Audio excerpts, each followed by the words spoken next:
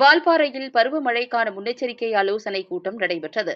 கோவை மாவட்டம் வால்பாறையில் ஜூன் முதல் அக்டோபர் மாதம் வரை தென்மேற்கு பருவமழை பெய்து வரும் இந்த மழையால் வால்பாறையில் உள்ள சோலையார் அணை, சின்னக்கல்லார் அணை, நீரார் அணை மற்றும் அக்காமலை செக் டேம் ஆகியவை நிரம்பி வழியும்.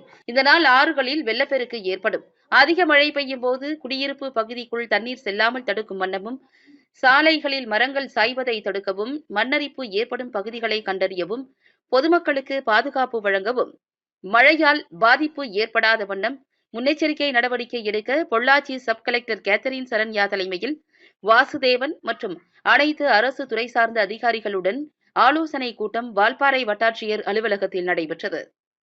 இந்த ஆலோசனைக் கூட்டத்தில் நகராட்சி நிர்வாகம் சார்பாக முன்னெச்சரிக்கை நடவடிக்கையாக 7 முகாம்கள் அமைக்கப்பட்டுள்ளது. வால்பாறை அரசு கலைக்கல்லூரி மற்றும் ஆண்கள் மேல்நிலைப் பள்ளி, நகராட்சி திருமண மண்டபம், மேலும் அட்டக்கட்டி பகுதியில் உள்ள அரசு மேல்நிலைப் பள்ளி, சோலையார் அணை பகுதியில் உள்ள அரசு மேல்நிலைப் பள்ளி ஆகியவை முகாமாக மாற்றப்பட்டுள்ளது.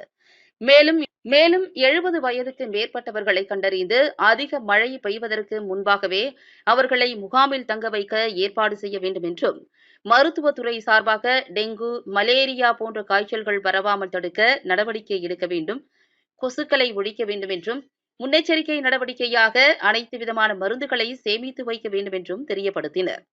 மேலும் அரசு பேருந்துகளை சரியாக செயல்படுத்த வேண்டும். மேலும் மின்சாரத்துறை சார்பாக மின் துண்டிப்பு ஏற்படும் இடங்களை கண்டறிந்து சரி செய்ய வேண்டும் என்றும், வனத்துறை சார்பாக வன விலங்குகள் ஊருக்குள் வராமல் தடுக்க வேண்டும். ஆதிவாசி பழங்குடி மக்கள் வாழும் பகுதியில் மண் அரிப்பு போன்ற நிகழ்வுகள் ஏற்படாமல் தடுக்க முன்னெச்சரிக்கை நடவடிக்கையாக ஆலோசனை செய்ய வேண்டும் என்றும் பொள்ளாச்சி சாராட்சியர் கேத்தரின் சரண்யா அரசு அதிகாரிகளுடன் ஆலோசனைக் கூட்டம் நடைபெற்றது.